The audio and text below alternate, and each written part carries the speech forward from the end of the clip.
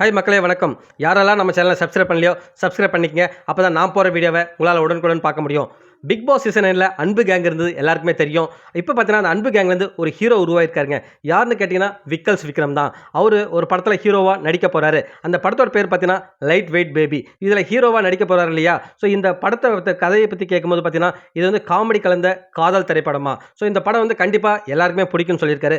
அது மட்டும் இல்லாமல் இந்த படத்தோட கதையை கேட்டோடனே நம்ம ஹீரோவை நடிக்க போகிறோமா, மக்கள் ஏற்றுப்பாங்கன்னு சொல்லிட்டு அவருக்குள்ள நிறைய கேள்வி இருந்ததான். பட் அவர் யோசிச்சு பார்த்தாராம், இந்த கதையை வந்து உள்வாங்கி கேட்கும்போது கண்டிப்பாக மக்கள்கிட்ட இது பிடிக்கும், போய் நல்ல விதமாக சேருன்னு அந்த நம்பிக்கையில் வந்து ஹீரோவாக நடிக்கிறேன்னு சொல்லியிருக்காரு.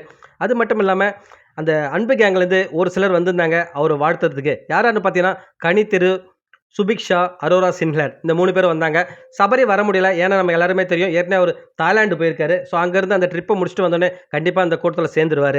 அது மட்டும் இல்லாமல் இங்கே big boss season 9 contestant watermelon star Diwakar இருக்கார் இல்லையா? ஸோ அவருக்கும் குக் வித் கோமாளி ஷோவில் ஒரு இஷ்யூ ஒன்று போயிட்டுருக்கு இல்லையா?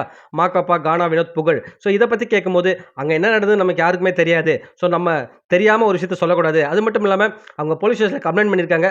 ஸோ கம்ப்ளைண்ட் பண்ண அவங்க விசாரிச்சுட்டு இருக்காங்க. ஸோ அதுக்குள்ளே நம்ம வந்து ஒரு முடிவுக்கு வர முடியாது அப்படின்ற மாதிரி சொல்லியிருக்காங்க. அதை பற்றி கேட்காதீங்கன்ற மாதிரி சொல்லியிருக்காங்க. ஸோ விக்கல்ஸ் விக்ரம் ஹீரோவாக நடிக்க போகிற ஒரு படத்தில் நீங்கள் என்ன நினைக்கிறீங்க அதை பற்றின்னு சொல்லிட்டு கமெண்ட் செக்ஷனில் கமெண்ட் பண்ணுங்கள். மீண்டும் அடுத்த வேளை உங்களை சந்திக்கிறேன். நன்றி.